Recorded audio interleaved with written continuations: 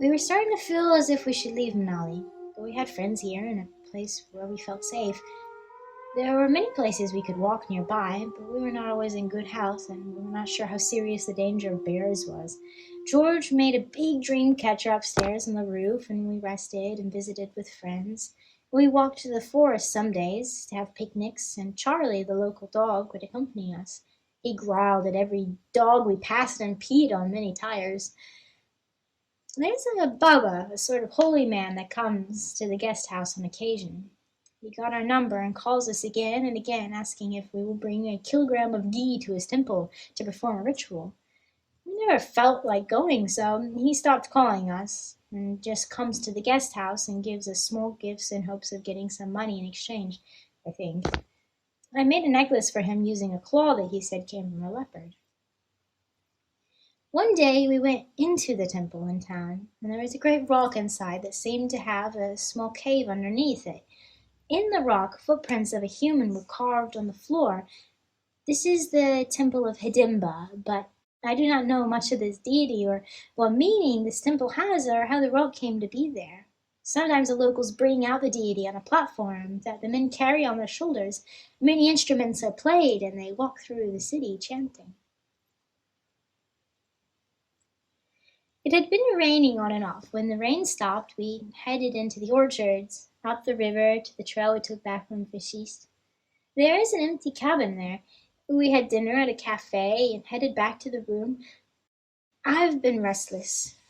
When we are not hiking around, we sit and listen to conversations we can usually not understand.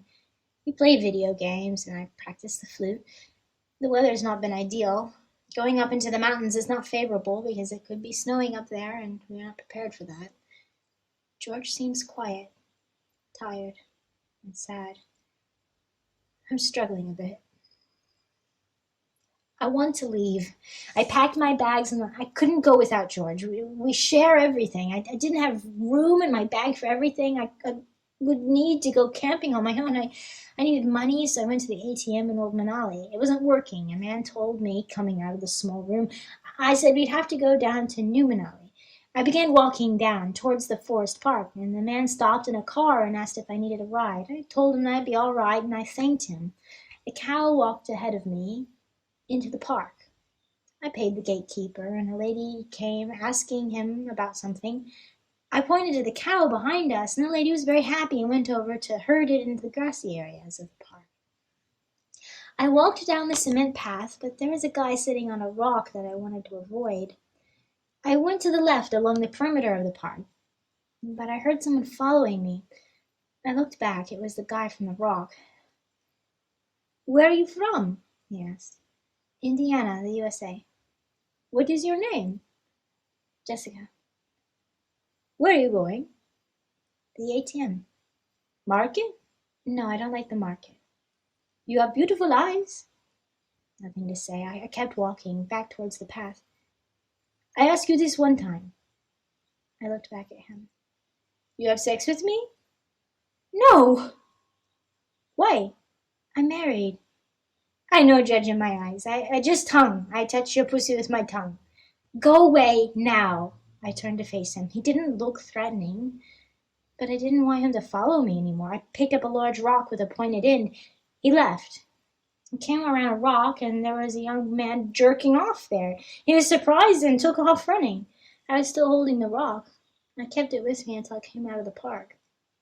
Two ATMs weren't working, so I went to a new one. I was holding my wallet in my hand, no pockets or a bag. I went to the cart in the road and bought a knife. The man asked for 40 rupees, but I gave him 100 because I did not have less and hurried away to the park.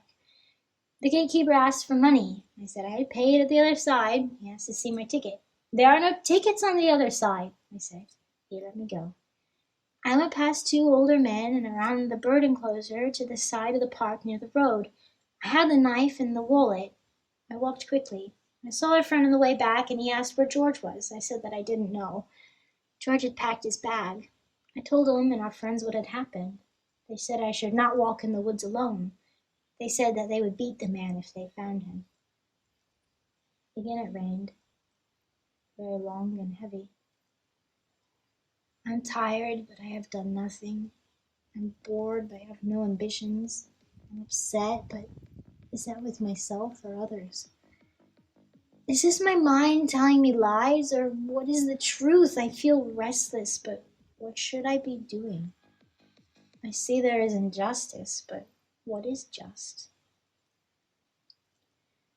Our friends were leaving the guest house to go to Panchkula. We needed to catch a plane in New Delhi to go back to Australia, so I went with them. I was sick during this time with a headache and a sore stomach. I slept some time, and our friend's mother was kind and caring. She gave me some painkillers and had me lay down. I was weak, and our time in India was coming to an end. In the next few days, we traveled back to New Delhi by bus, and soon we were again in Australia. I used to long for freedom, for the forest, for love and magic. Now that I have it, I don't know what to do with it. What purpose is my freedom for? What happens when love begins to settle?